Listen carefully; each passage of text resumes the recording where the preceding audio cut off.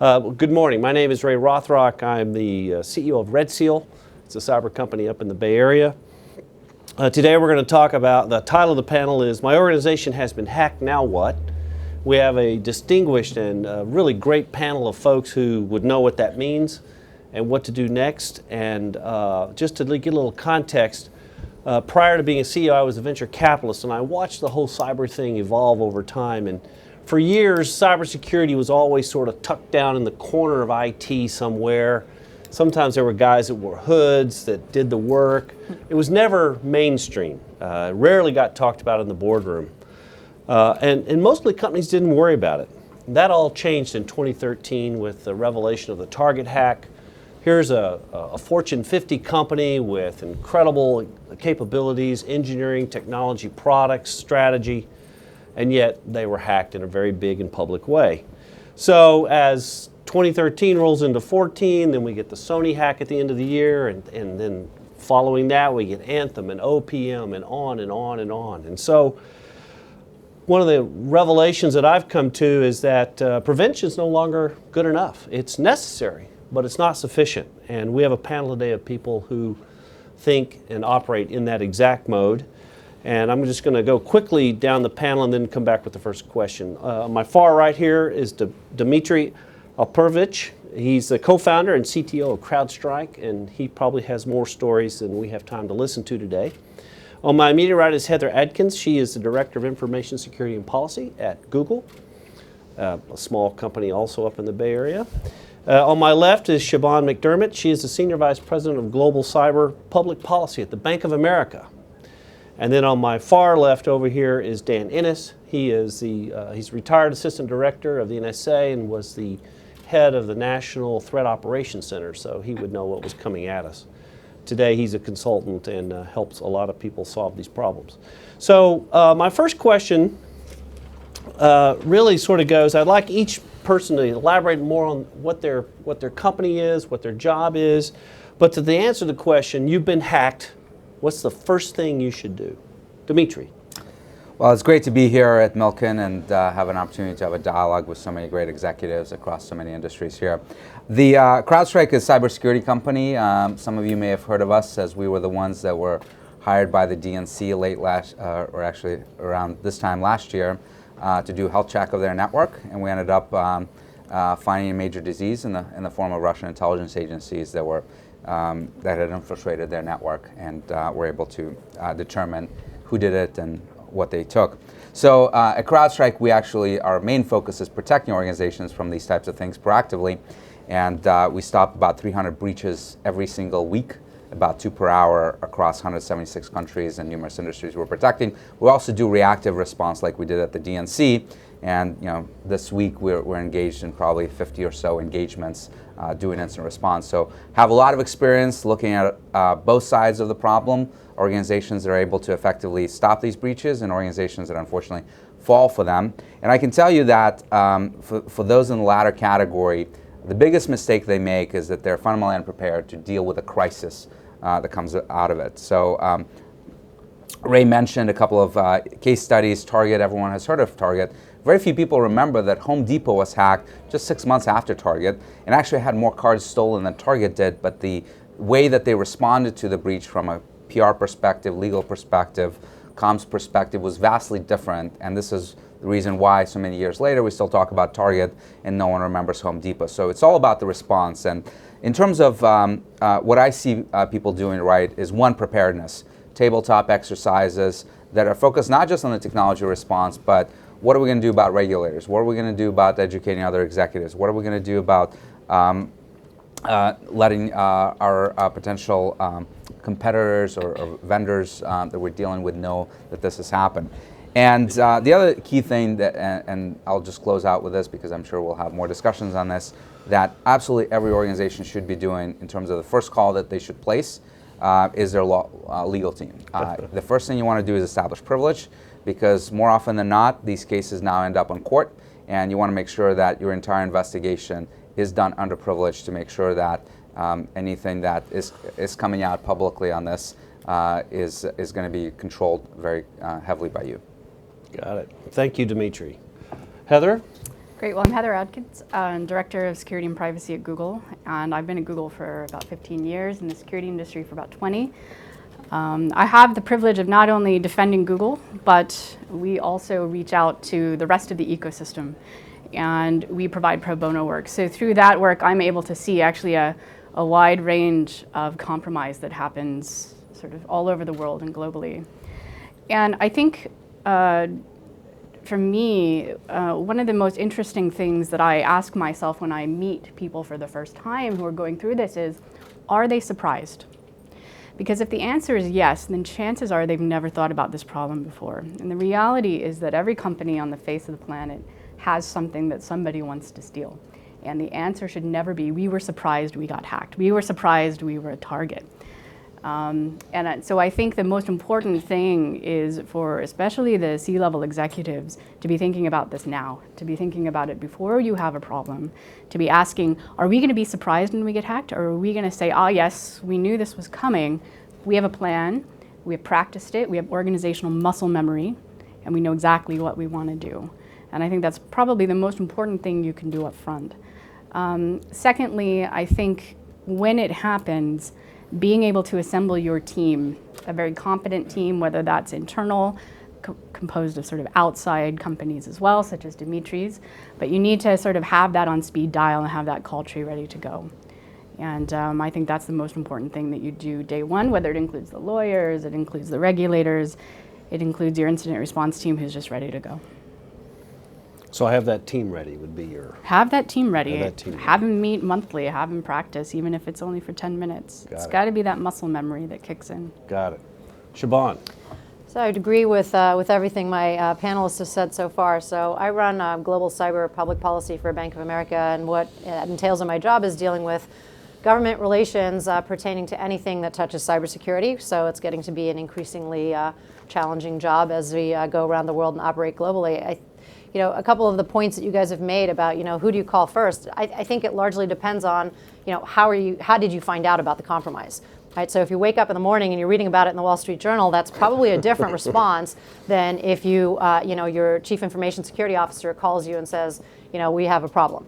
And also, what is the severity of the problem and how quickly do you need to escalate? So, in my former, I'm a recovering consultant as well. In my former years, we used to always say, make sure your CEO is not surprised, your C-suite's not surprised, make sure the board's not surprised, because increasingly today there's pressure on them to have a plan in place. So not only exercising at the actual organizational level, but understanding that at the C-suite level there's somebody on the board who's actually paying attention to cybersecurity and understands what the common processes are that they would go through and how they would react. So just going back, you do turn on the TV and CNBC's talking about Bank of America has been hacked. What's the first thing the bank does?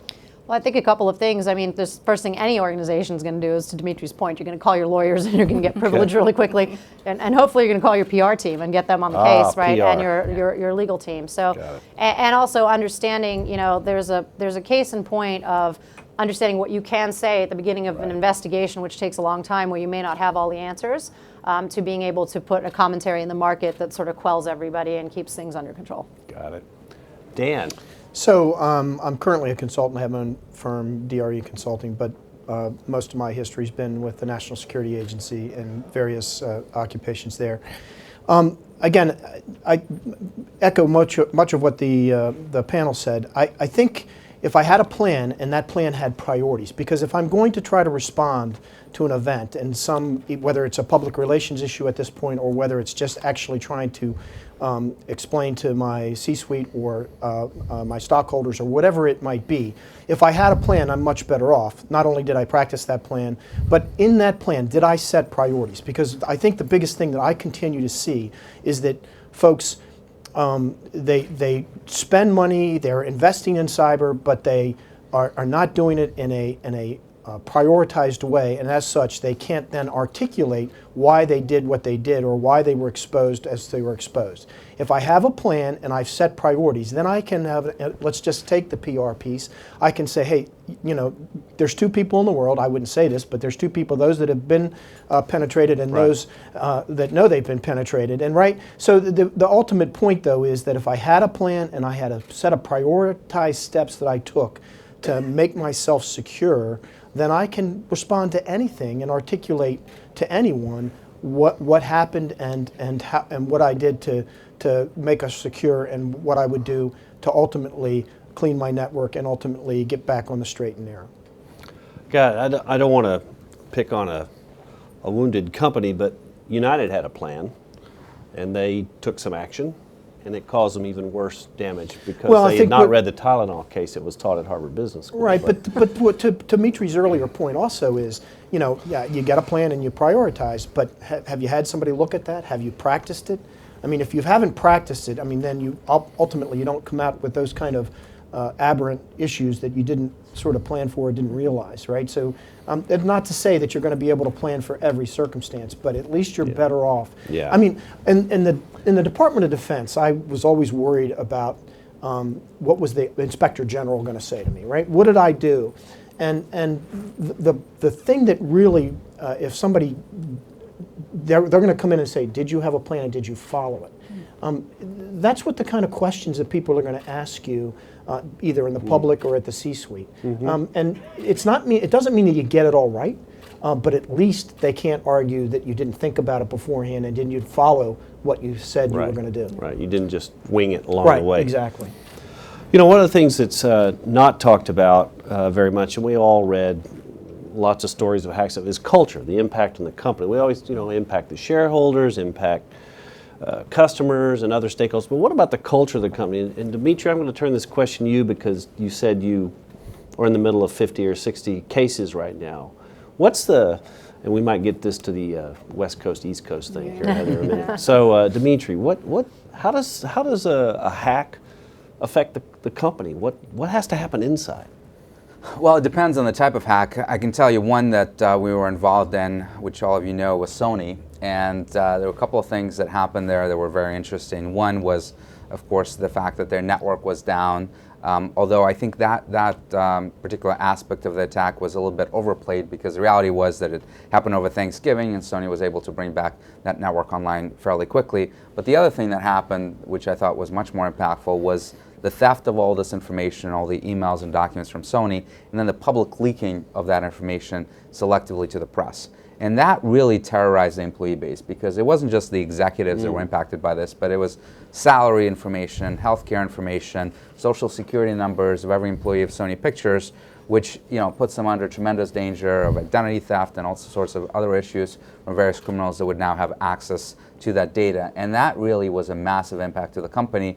And of course, part of the problem you had was that Sony was in the midst of dealing with this crisis. It became very quickly an international crisis of U.S. versus North Korea. And at the same time, you had an employee base that was very heavily affected psychologically from this event that you had to respond to. So it depends on what it is, but you also have to appreciate that sometimes you have to have special communication for your employees, particularly if they're directly affected. And I just want to go back to one previous point from Dan on the practice piece that I think everyone mentioned. One of the reasons it's really important, those tabletop exercises, is not just in practicing your plan, but understanding how this may unfold. And the reality is that every single investigation we do, the things we find out initially are almost never correct and certainly almost never complete. And the executives will appreciate during those tabletop exercises is that they will have to make decisions based on incomplete and sometimes even incorrect data because the press is not going to wait, your lawyers aren't going to wait, the regulators aren't going to wait. You're going to have to start doing something even though you're still in that fog of war situation. And that becomes really, really important to understand of how this incident might unfold and just how is the executive team going to collaborate. I remember we did one exercise for a very major bank on Wall Street, and as we're going through it, this tabletop, and we're asking questions of the CISO, you're finding X, Y, Z on your network, are you picking up the phone, are you calling the general counsel? The general counsel happened to be at the table during this exercise, and the CISO's response was, well, no, not yet. I'm still investigating. I'm going to get to the bottom of this, and I'm picking up the phone. And the response from the general counsel was, well, you better call me because I need to know in advance, even though you don't have full information. So those types of things become really critical. Wow. It's amazing. Heather, you want to comment about culture? And Yeah, so I think the culture of your hack is dependent on the culture of your company. If you're a company that openly discusses things with your employees, then when you get hacked, it's going to be a lot easier. I'll just take the case of Google. About 7.5 years ago, we announced that we had witnessed a sophisticated attack against our corporate infrastructure. We went out publicly with that. But I remember very clearly the time before we went public when we were sort of gathering resources and remediating quietly, and afterwards. And what we were able to say afterwards, once we told the public, to our employees, was incredible. We were actually able to mobilize the entire company behind protecting the company. We know today that the large majority of compromises actually start with employees, right? They're getting tricked into downloading documents, they're getting tricked into giving up their passwords. But if they've had a conversation as part of the whole company around how these hacks work and the damage that it can cause, then they're actually mobilized as sort of a free detection capability, right? Because they're going to see stuff long before your technology does. I'll take another case that I did, a pro bono case, where we had what I call the reluctant CEO, right? They'd had 2 FBI visits and had very quietly ran antivirus around to try to find the compromise. And then the CEO just shut it down. And he didn't want any more to do with it. He wanted to keep it quiet, he wanted to bury it.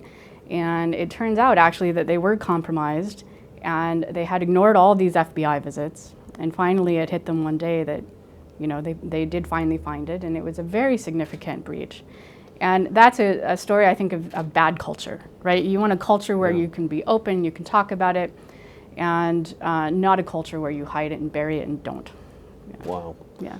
And this actually was East Coast versus West Coast. So that, you know, Google's very much a West Coast mentality. We're very open and transparent internally. This particular company was an East Coast company. East Coast company. Yeah. So Siobhan, East Coast Bank. What's There we go. what's the culture? Do you talk about the regulation, the compliance dimension? That must affect the culture of how you respond to hacks. Yeah, I mean, surely we're in a highly regulated industry, and we're also in a highly transparent industry, given that we're a publicly traded bank. So, you know, I think one of the things that you mentioned about culture is interesting. At our bank, every single individual employee is responsible for security, cybersecurity. It permeates the organization. It starts at the top with our CEO. He talks about it. It goes all the way down. We get measured on it. We get tested on it. You know, there's a whole bunch of things that are set in place to make everybody aware of it. Now, that doesn't mean that people don't occasionally click on the wrong email or do the wrong thing. But the idea is that, you know, we're better protected if it starts with every single person, as opposed to that mentality. In my consulting days, I empathize with you. I've worked with a lot of companies where the CEOs are like, look, I don't want to hear about it until it's going to get to a point where it's catastrophic.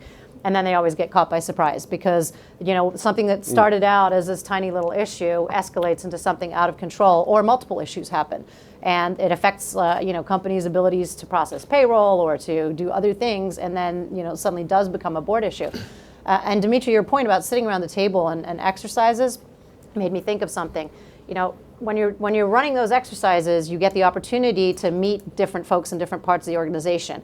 So typically, cyber is a traditionally, you know, technical function in an organization that doesn't necessarily have a lot of interaction with the business side, or being able to explain a breach in the terms and the language that a CEO would understand or a board would understand.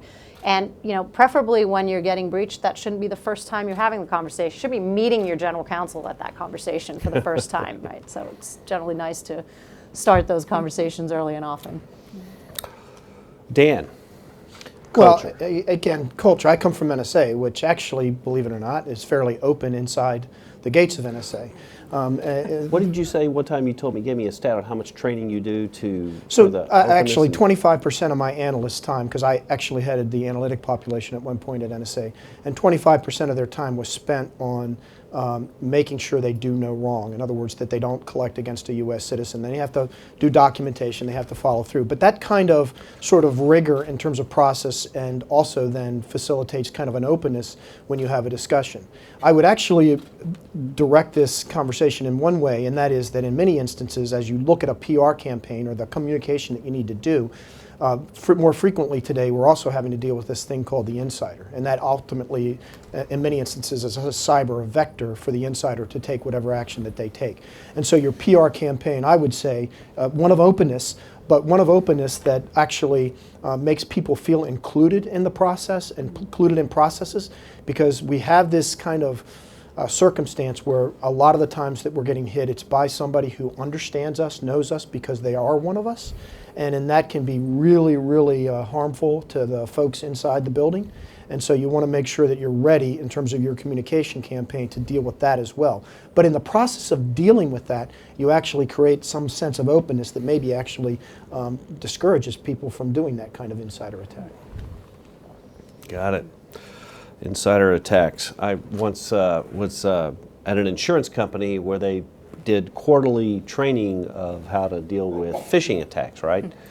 And there was a group of folks, and these were non-technical people, these were like underwriters and what have you, and they said they all do it quarterly. And I said, so that's great, how many people pass? And a lot of people, and they said, but the people that fail repeatedly every quarter. So this company was changing its policy so that they could dismiss people who failed on a repeated basis, like a 3 strikes you're out, because the sensitivity of that data leak was so important. I want to add one thing on that, and that is that as we've talked about relations, and this gets really complex because as you talk about practicing, and we've talked about having your counsel there, you're talked about having some sort of public relations team there, and obviously your C-suite.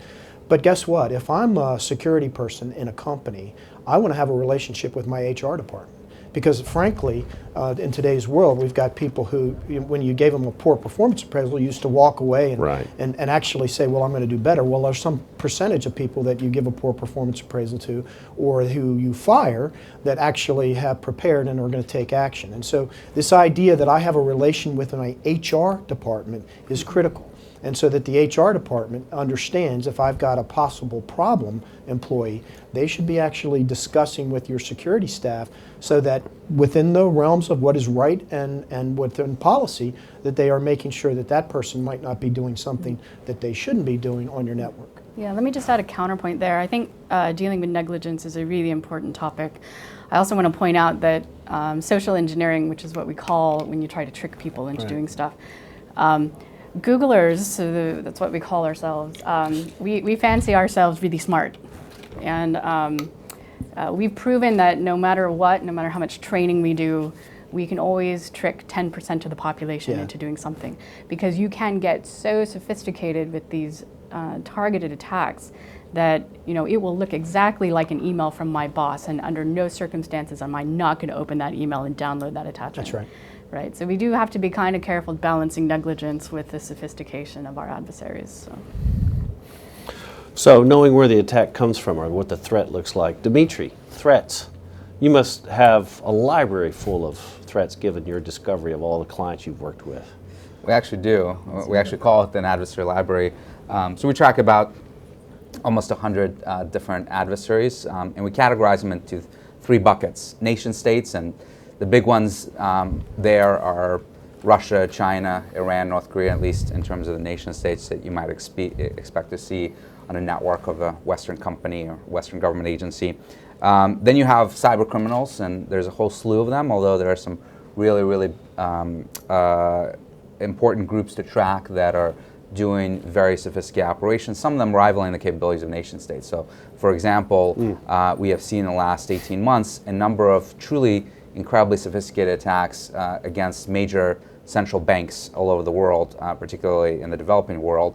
And they were perpetrated by actually a couple of different actors. One of them happened to be North Korea that was trying to use this as an illicit way to fund their government. And another group was actually a Russian-based group called Carbonac that rivaled in sophistication the North Korean actors. So you have to worry about both, not just nation states, but even criminal groups that are out there. And then the third group is really probably one of the most devious actors out there, which are the hacktivist actors.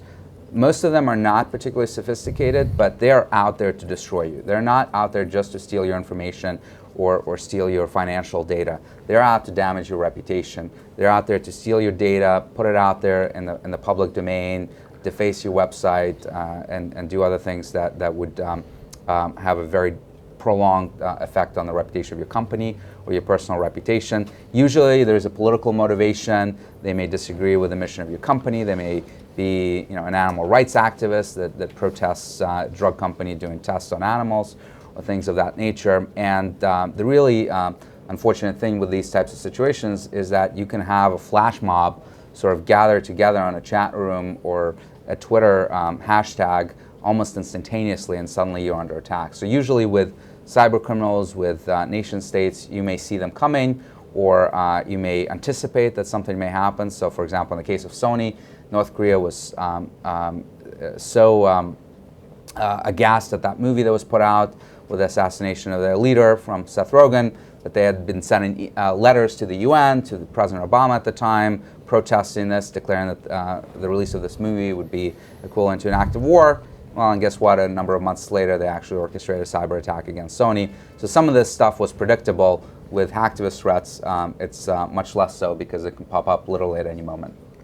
So picking up, so they thought it was an act of war, and they responded like it was war. Dan, why didn't the United States respond like it was war? Well, first of all, you heard President Obama. He actually did say he reserved the right to respond in any way, shape, or form that, using the power of the nation.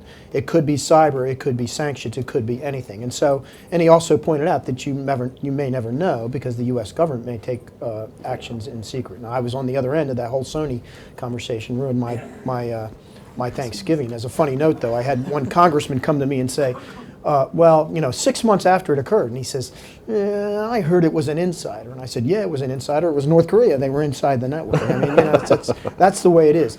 People underestimate, though, the fact that they might be a target of a nation-state actor. Mm-hmm. I think that, if you really think about what is at risk here, and I frankly think it's our economy. That's the larger strategic issue, is our economic capability, whether it's the intellectual property, the innovation, whatever is running our economy.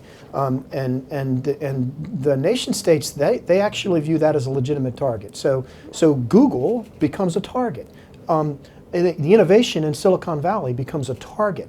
And people think that they're secure, and then they say, well, I have to worry about the insider, and I have to worry about maybe somebody who wants to steal personal identity information. But frankly, in this day and age, we also have to worry about that runs the economic engine of the country. And so any company who's got something that they want to sell, they have to be aware that they could be a target of one of those nation-state entities. Mm-hmm. Got it, thanks. Siobhan, I think the bank worries about that network and the economy and the connections. Yeah, I mean, I think, financial services as a whole is a target. That's not really a secret. Obviously, if they can destabilize the financial services system sector, it creates havoc everywhere else. So, yeah, I mean, to your point about the innovation piece, so I think that's something that we, sometimes forget. The other thing that I would say is that we're looking not necessarily just at the extraction and exfiltration of data, but it's also the integrity of that data and the manipulation of that data. So does somebody get on your network and manipulate data for their gain? Because those are some of the more sophisticated adversaries that are doing that. And whether you're a large financial services institution, whether you're a Google, you might just be means to an end to get to something else. And I think when you go to a lot of boards and ask the question, why would you be compromised? They say, well, why us? Why would we matter? To your point, Ray, in financial services, we get it. But I think there's a lot of other industries out there that are compromised, as part of the value chain to get to something else. So that gets into the notion of third-party risk and looking at, who are your suppliers that you're working with, and how safe are they? Because you're only as safe as they, as your weakest link, effectively. Yeah, I mean, let me just jump in here. So I think, for us, we keep a list of the nation states we think are coming for us, right? And that's got 160 countries on it. So actually, there's two axes. There's the one that are going after Gmail, and that's all of them. Okay. Okay. And then there's the ones who are coming after the infrastructure, right? And we make actually delineation based on sophistication and intent. Wow. And North Korea was not on my list until that Christmas, because actually Google ended up hosting the interview. and I had to watch it twice with my mother on Christmas Day, which was good fun. But I think it's interesting for companies to keep that list and to constantly assess where you're doing business, and then to work with your third parties, legal firms in particular, who may not be assessing the risk for themselves, but also are probably not looking at all of their clients and saying, here's what my clients are doing, and I'm also at risk because of them, right? So if you're helping a client do a deal in Iran, you know, you have to worry about the Iranian government hacking you, right? And I think we often don't make that transient risk decision for ourselves. Let me just give a very concrete example for this audience. Good. So we now have a geopolitical situation with North Korea, right? Things are escalating. God forbid we may end up in a kinetic conflict with them. But if you think about this a little bit, what might we see in cyber before it ever escalates to kinetic conflict? So if you're in North Korea and you're trying to deter the United States, right, the last thing you want to do is launch missiles at America, because they're on a path to something you cannot no longer control or stop. However, a cyber attack is a great way to show America that you can also inflict pain, but then also de-escalate. And one of the things we look at very hard right now is the North Korean capabilities. They have demonstrated their ability to infiltrate a number of capable financial institutions and attempt to do very large financial transfers from there. So if I were in the financial institution in the United States right now, I'd worry a great deal about potential destructive attacks or large thefts of data that the North Koreans might perpetrate in response to U.S. government action or in anticipation of one. So that's one example where you're looking at real events happening right now and thinking about how your cybersecurity may be impacted as a result. Great. Thank you. I'm going to open it up to questions. I got one more question for the panel, but then if anyone has a question they want to ask us, we're going to open it up to you guys. So, we're all fans of the stock market. We all read the newspaper and stuff, and cyber, but yet nobody's stock price gets hurt. I mean, reputation is what it is. I mean, a few people lost their jobs, but companies didn't go out of business. So is this overblown? Well, I think there are cases where it's quite different. So one of them is Yahoo, right? Yahoo got hacked in a major way, and later on it came out, right, when they were in the midst of negotiation with Verizon. Verizon actually saved, I think, a couple of $1 billion on that deal as a result of that hack. So sometimes it does have an impact. I think you have to look at, what is the long-term impact as well. So for many years we have seen pervasive intrusions from China, stealing intellectual property from various companies. And that may not result in a dent of your stock price today, but 5 years from now you may be a lot less competitive because you now have state-owned enterprises or private companies in China that have all of your IP and are able to compete with you much more effectively. So there's a long-term or a lag effect, if you will. Anybody got any other examples? I think it's what I said before. I think actually, despite what most people think, or what some people say, we're not a manufacturing economy. We're on a digital platform that is about innovation and how we manage our economy in that space. And the fact is that's the long-term threat. And if you want economic health, you only have to look at the amount of intellectual property that's been stolen, the amount of information, and how that affects your bottom line over the long term. And I think that that's the thing that we have to defend, because at the end of the day, that's what keeps our country, the West, as the democracy we are. I think two things are also going to change this.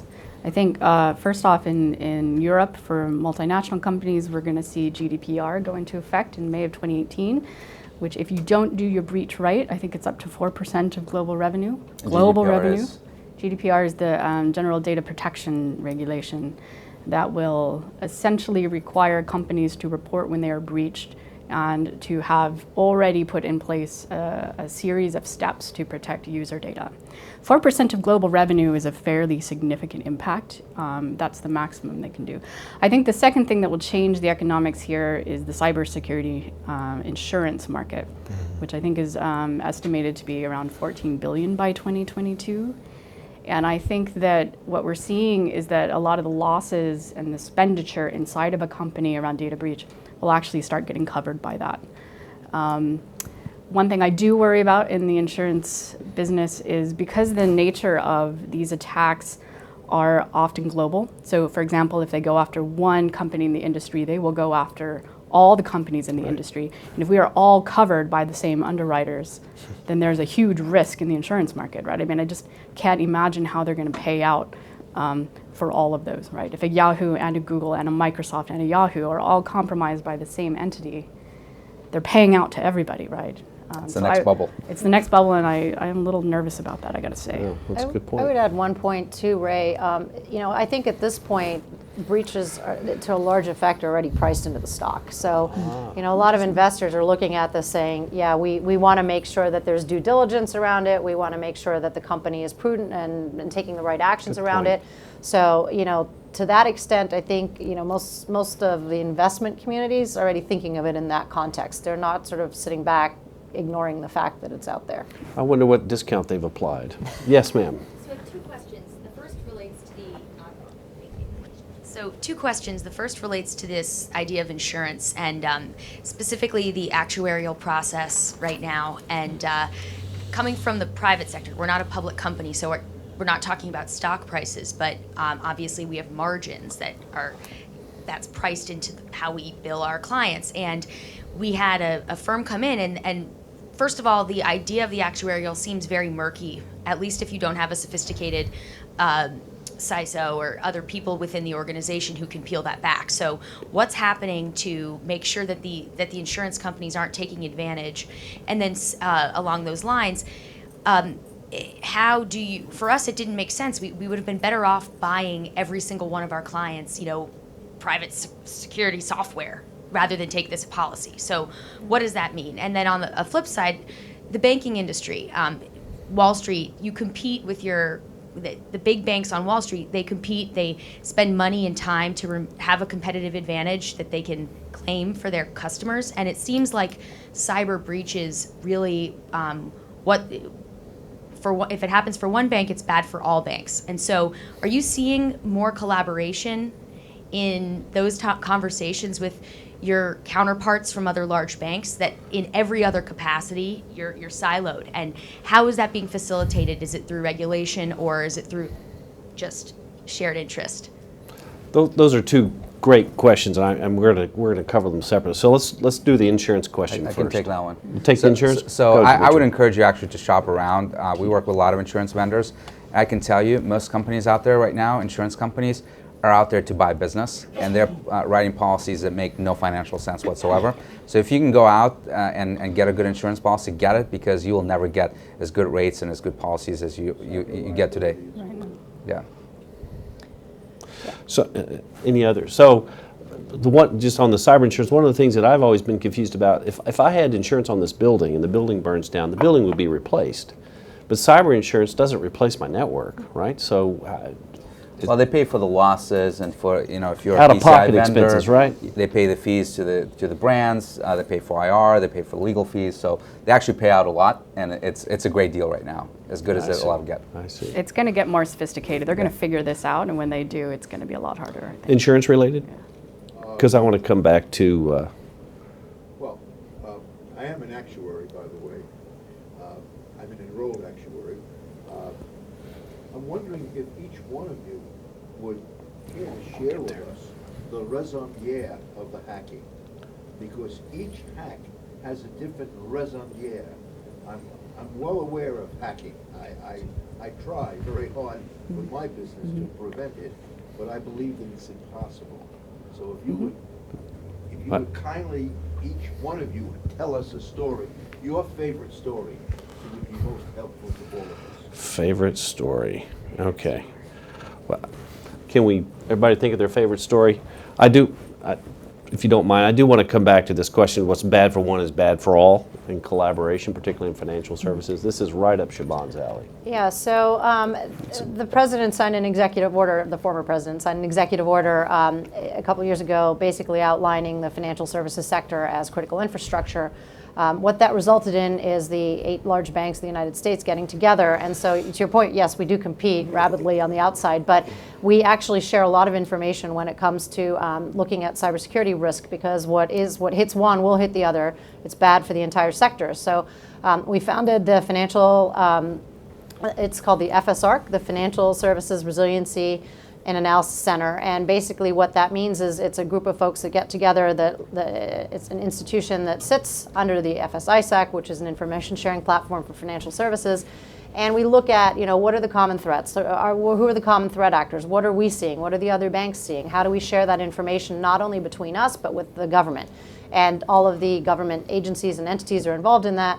And so that allows us to look at it from a sector-specific area. And that is now broadening out into other sectors. So it started with financial services. We, likely we're the most targeted and most sophisticated from a cybersecurity perspective. And it's going into other industries. You're seeing it in power and utilities. You're seeing it in other areas. You're also seeing it expand globally now to the point where other countries are looking to do something similar and look at how we interlink all of those together. I mean, as I was in final years of my government, we used to do those exercises in the financial community. We'd get together and actually conduct an exercise together at the behest of the Treasury Department as the mentor. And that actually, I mean, again, while they may compete in other areas, they have a great deal of maturity in this space of how do I share. And that actually then has enabled, so you had the big banks, but that actually enabled a discourse that actually helped enable and shared services arrangement with smaller banks. So that the financial community is actually a model that we are trying in the government, we want to facilitate across critical infrastructure and other sectors because it actually is that same. I can compete here, but I need to understand. And then they set up some basic rules and sort of how should I be able to replicate my data, how quickly, and some of the controls that they can actually then issue guidance on and people can follow so that there's confidence that in the marketplace with respect to the financial sector. So I think that's a really mature model. It's a good question, but I think that's one that, to your point, we've got to carry on to other entities, other critical sectors, because there's a lot of them, the energy sector in particular, that has not yet achieved that sort of maturity. Mm-hmm. And just to add on to that too, I mean, the whole global interconnectedness of the financial services sector, you can't shut off one country from another country, right? Because we're all so interdependent on each other. And I think that creates some of the tension that requires us to work together as we cross borders and hopefully be a model for other industries and large multinationals. As they and I would go one step further. So I left as NSA, and super secret NSA, everybody knows, doesn't tell anybody anything, right? We know everything because it's been published. Snowden did this thing, but the point is that I had a Deutsche Bank official in my office one day, and I had employees going, "Why would you have a German bank official in your super secret NSA?" And it's that model that we actually have to apply, not just in the private sector, but on a government basis. And your government actually believes this. It says it's a global problem. So I have to care about Deutsche Bank just like I care about Bank of America, because Deutsche Bank has a problem. Well, guess what? The banking industry has a problem. So we have to proliferate this maturity, this model by critical infrastructure beyond just our boundaries, because those boundaries no longer apply. We have set up great defense structures to protect our shores, our physical presence. It's the digital vector of attack that we now have to worry about because of our economy, and that's a global problem. And the same is true in private industry as well. In Silicon Valley, for example, we fiercely compete with Microsoft and Yahoo for customers, and we will see security as a differentiator in the product. But when it comes to attacks, when it comes to protecting users, there's a great amount of information sharing that happens behind the scenes, and we're very comfortable doing that. So, and that's supported all the way from the top, CEO all the way down. That's great. That's good to know. So I ask everybody in our warm-up call, we need a good story. So we're going to do that really quickly, and then I'll go to the gentleman in the back in just a second. Who wants to go first with Dmitri, you got a good story. Well, my favorite story is the DNC hack, but unfortunately we have no time to cover that, and perhaps one day that full story will come out in a book or a movie. But do you know the full story? Well, okay. I've lived it for the last 12 months, yes. Okay. But I'll give two real quickly, one highlighting some of the dangers we now see and another more humorous one. So all of you are probably familiar with the Nigerian scam letters, right? I'm a prince, you just inherited a bunch of money. All we need is an advance, right? So those types of scams that were pretty basic back 10 years ago have really gotten much more advanced, where now these gangs operating out of Western Africa primarily are actually intruding into networks, and they're doing it for the purpose of doing extensive reconnaissance of who has financial authority within the organization, what are the limits to different wire transfers that they may initiate, how would those requests come in. They do that investigation, they find out perhaps when executives are traveling, and then they go out and execute a very, very clever social engineering attempt. So we worked with one company where they had an intrusion, they didn't know about it. The adversary was in a network for a month looking at everything, realized that the CEO was going to be on vacation in Yellowstone, completely unreachable. And they sent an email from the CEO, because they were in his email account, to the CFO saying, hey, I'm in Yellowstone, I managed to get one email off, but I'm off the net. I need you to go execute this M&A transaction I've been working on. Here's the phone number of the lawyer on the other end. Get it done before I come back. And over the next 5 days, $30 million wired in the course of 5 separate transfers to a bank in Hong Kong, and ultimately went off to other places, money irrevocably gone. So just to show you the impact that this can have. And another more humorous example, we were working on a major nation state intrusion at one point, and we had cleaned up the network, and suddenly we see a new intrusion on a machine of a particular developer in that company. And this happened like midnight on a Monday night. And we get on a call with their security team. We start looking at this user, and this user happens to be a foreign national from that country. And we start looking at this, and we're thinking, holy crap, this could be an insider. And we're thinking about what to do, and I make the call. I say, let's wake him up. And it was actually 3 a.m. in the morning for that user. So we call that user, and it's literally us, who he has no idea who we are. We're just an outside security vendor, security team that he's never interfaced with in his life.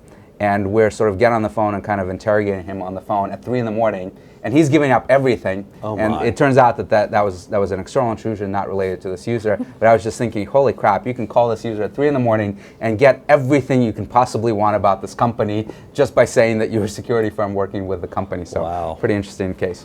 Sounds like a training opportunity. Anybody else got a good story? I know Dan's got a million, but...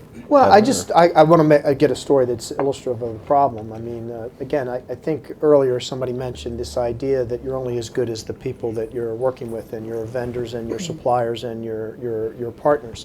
You know, the Joint Chiefs of Staff network was hacked, and it was publicly discussed and everything like that. But the vector of attack was actually a university. And universities, being the open sectors that they are, have this massive amount of people coming in and out of their network, and that actually was the vector of attack. So the point I would make is that, and then if I was going to buy a company, I guess the point I would make is, if I were going to buy another company, or if I were going to partner with another company, I'd not only want to be concerned about how secure I was in my network, but how secure their network is, because ultimately their problem becomes your problem. So this complication of, yeah, I need to understand my network, but more and more, I need to understand who I'm connected to, who are my suppliers, who are my vendors that I'm dealing with mostly, and how are they securing their network. Because then it becomes this larger problem set that you have to deal with as a security professional. So it just gets to this complicated stage, and in many instances, frankly, you need help, and you need to get some people in to help you, because you're just not going to understand the topology of your own network. Most people don't understand the topology of their own network, but yet those that they interconnect with, and I think that's the soft underbelly of your network. Heather, you got a story? Yeah, I just want to come back to this idea of law firms, and I'm sorry to harp on this, but I think it's one that's sort of understated. So I got to do a case where this particular company was hacked, and it turns out they had actually transited through their law firm. Okay, and when we looked at the law firm, it turns out they had been compromised through their payroll vendor. And it turns out ultimately that the source of the compromise was a competing legal firm who was on the other side of the deal, right? This is outside of the United States, right? And the law firm had actually paid a consultancy elsewhere in the world To do the hack? to do the hack against the legal team of the opposing person on the deal. Oh my gosh. Right, and it just goes deep and deep and deep, and they leveraged employees, and these are companies that are quite small. They're 20, 30 person law firms overseas. They probably outsource their IT to a small consultancy who could also be. You could hack the consultancy that does your IT to get into the law firm, to get into the payroll vendor, to get into the law firm, right? So, these chains go really, really deep, and if you're a big multinational corporation, you've probably got thousands and thousands of these little vendors that you've got to worry about having transit into your network. Wow. Quite scary. Siobhan, good story? Yeah, so quickly. back from my consulting days, and this kind of goes to your point. So we were working for one firm in the telecommunications space that had been breached, and we found out that another firm who was also a client of ours was the actor who was breaching them. At the end of the day, to get through to a deal, it's a quick way to meet the CEO of your firm, by the way, to say, by the way, you got a problem you got to go deal with, tell your clients not to be mean to each other. But yeah, it does happen a lot. And to your point about third and fourth party even, it gets incredibly complicated and you really have to manage that. And it's a huge undertaking. So I have one story, and then we're going to go to the fellow in the back. So my company builds network models by discovering all the devices, calculates all the access, and scores it so that you know if it's getting better or getting worse. And we always have to do a proof of value to show that we're finding stuff. And 100% of the time, we find connections that people forgot about or didn't know existed. Either they were previously architected in, or maybe it was fat thumbs created a problem. The most funny one was a large Wall Street bank. We were doing this is during the proof of value, just showing a piece of the network. We found a data center that had been completely walled off in a physical building remodel. It was still alive, it was still hot, the lights were on, and the computers were running. Wasn't us. It wasn't you. But they had completely, it was just completely, and we found this whole thing up and running. Now, so stuff is there, it's everywhere. One thing I would just add to that, when somebody comes and tells you, the other thing we continue to see is people are told to do things to correct a problem, and they end up not doing it. For whatever reason, a company will not take action on something they were told to take action on. Right. And to the point, I guarantee you, somebody was told to separate that entity and fix that, and people just don't do it. It gets back to priorities and the complexity, but that's a key vector that people don't And do. testing it once you do fix it. Yes, sir. Yes. You guys have talked a lot about threats, but what about insider threats? We have a huge case in the government, particularly Google and Bank of America, okay? We're seeing and looking at trends that have a lot more to do with insiders. Is that something you're experiencing? And are you starting to focus on that as a corporation, or have you, or is it self-checking and you're not worrying about it? The question is, where is it on the priority scale? Number one. Number one. Yeah. Okay. Yeah, on my list of people who are going to hack us, the top is insiders.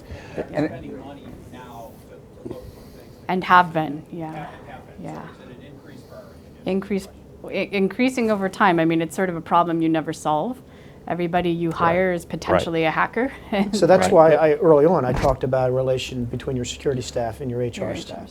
But that's not good enough. Again, as you set priorities, as you develop a plan, part of that perspective has to be on how have I segmented my network, or how do I watch as people inside my network move. They're all, we don't want to get into the complexity of what you do inside your network, but the point is that is the biggest threat right now, given the way that people are behaving in the marketplace. Two quick comments on that. Just one, it's a lot more common than you might think. Yep. And two, most insider cases are actually not sort of the determined insider like a Snowden. It's the inadvertent or sort of not necessarily with malicious intent. I'll give you an example. Work with a lot of pharmaceutical companies. Their huge issue is when someone leaves, someone working on research for a new drug, they plug in a USB drive in their last 2 weeks, put all the research on the USB drive and walk away with it to the competitor, not even thinking that they're doing something illegal. And when they're confronted, they say, what do you mean? This is my research. I worked on it for so many years. Of course I'm going to take it with me. Yeah, exactly. Yeah. We don't have great data on how often it happens, but I saw one report that said up to 3% of the staff will do some kind of insider activity, whether it's sort of inadvertently taking data without realizing it, or very sort of maliciously and intently doing something. Yes, but 3% of your population, that should be roughly your case count every year. Wow. Yes, sir. One last question. Thank you. Good morning. In the nuclear weapon category, governments were able to ultimately, through SALT, negotiate to more acceptable levels of risk because they understood what the other governments had in terms of nuclear weapons, and they could come and talk about it. In the cyber attack world, do you foresee governments being able to come to agreement about what cyber weapons they do have and what international norms should cover the use of those weapons? So yeah, absolutely, and in fact, there are already agreements in place that are occurring. In fact, after certainly the Obama administration actually engaged China directly, and cyber was a key factor, as well as recent engagement with the Russians, and clearly a topic. The problem becomes, this is, the nuclear club was relatively small and was, sort of, fairly defined. The cyber as a weapon platform is not. And to Dmitri's earlier point, the marketplace is huge. The bar to entry is very low. People can get in and become effective cyber actors at a relatively low cost. And so how do you develop arrangements and agreements between you and a hacktivist or you and a criminal enterprise? And in fact, in many instances you don't. So that then folds it back. It's just not, while some people want to put the nuclear as an analogy, it's difficult. It certainly should be something that should be discussed between nation states, because it becomes a part of their foreign policy, their foreign acts. I mean, the fact that the Russians engaged in an invasion of the DNC doesn't surprise me. It is, the Russians are using that as a form of power. And we have to, as we take on nation state issues, we have to negotiate, engage, as that is what one vector that they might take on. But the problem is, it's such a larger issue when you start bringing in the other examples. So in financial services, if you look at the G7 and the G20, there's discussion around cyber norms, of the resiliency of financial networks, like we'll agree not to attack your network, you agree not to attack ours. The idea is that that would then go and be escalated to the UN Security Council. There's a lot of discussion around that and a lot of agreement, but to your point, that's within those countries, right? We'll play nicely within that sandbox. But in our sector, there's a lot of movement towards that, because everybody understands that the destruction of the global financial network will create ramifications well beyond just any individual country. So here's the lightning round. Sorry, we're running out of time. Here's the lightning round. AI. Is it going to be good for cyber? Is it going to create more trouble than it's worth? Yes. Both, Yes. both cases. Yes. By Good 20 for us, but bad for us. By 2050, we will have built it into the platform, and the computers will be able to defend themselves, and we won't need humans to help. And attack themselves. Oh, I And don't know attack about each that. other, but it'll be sort of auto-solving, right? But it's far out, right? It's 2050, 2060. So I'm optimistic. I think the power, the beauty of what we do in this country is we innovate. And if we can harness AI, I'm hoping that it can be a force of good. So it's already being used in cyber. One of the benefits in cybersecurity that you get is the ability to aggregate massive amounts of data, and of course, once you do that, it becomes beyond the ability of any human to take a look at it and find patterns. So you're applying artificial intelligence to it. But guess what? The bad guys are doing the same, because they're Right. collecting Yeah, all that's this data exactly from all right. these breaches, and they're trying to figure out what's valuable and how do you leverage it against others. And I do think at the end of the day, the human is going to be the one point of competitive advantage in that whole notion, to be able to actually find the error at the end of the day. Right. Wow. Well, I'm optimistic too. Dmitri, Heather, Siobhan, Dan, thank you so much. We'll be around in a few minutes and call it a day. Thank you.